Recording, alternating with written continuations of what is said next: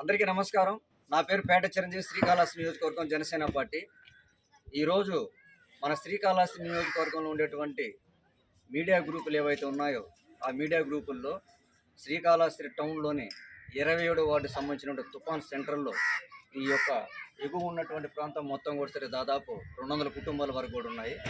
ఇక్కడ నీటి వసతి లేకుండా మోటార్లు రిపేర్ అయిపోయినాయని చెప్పేసి ఇబ్బందులు పడుతున్నారనేటువంటి సమాచారం రావడం జరిగింది. ఆ సమాచారాన్ని స్పందిస్తూ ఈరోజు జనసేన పార్టీ తరఫున ఈరోజు ఇక్కడికి రావడం జరిగింది.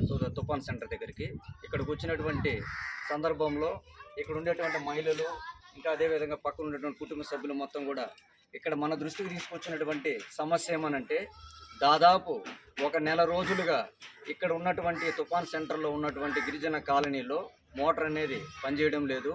ఈ నెల రోజుల నుంచి కూడా సరే మహిళలు మొత్తం కూడా సరే పిల్లల దగ్గర నుంచి మధ్య వయసు కావచ్చు ముసలోళ్ళ వరకు అందరూ కూడా సరే ఆరోగ్యం సరైనటువంటి పరిస్థితుల్లో ఉన్న మహిళలు కూడా బిందులు తీసుకొని దాదాపు ఒక 1/2 కిలోమీటర్ వరకు ఈ కొండ ప్రాంతం వరకు మొత్తం కూడా సరే నడు మీద పెట్టుకుని మోసుకునే పరిస్థితి ఉంది. దానివల్ల చాలా ఇబ్బందులు పడుతూ ఉన్నాము.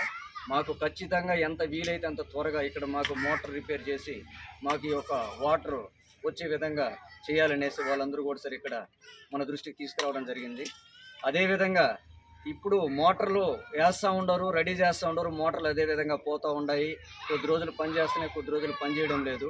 మేము ప్రతిసారి ఈ ఇబ్బందులు మేము పడలేకపోతూ ఉన్నాము. చాలా సంవత్సరాలుగా మాకు ఇటువంటి సమస్యలు ఉన్నాయి. నీళ్ళు కూడా సరే కొండమిట్ట ప్రాంతంలో ఒక 20 నుంచి 25 లీటర్లు ఉండేటువంటి బిందెని ఎత్తుకొని మేమంతా కూడా సరే కొండ ఎత్తు ప్రాంతాన్ని మేము మొయ్యలేకపోతూ ఉన్నాం. కాబట్టి దయచేసి మాకు ప్రభుత్వం తరఫున ఇక్కడ ఉండేటువంటి 200 కుటుంబాలు ఏవైతే ఉన్నాయో ఈ గిరిజన కాలనీకి సంబంధించి 200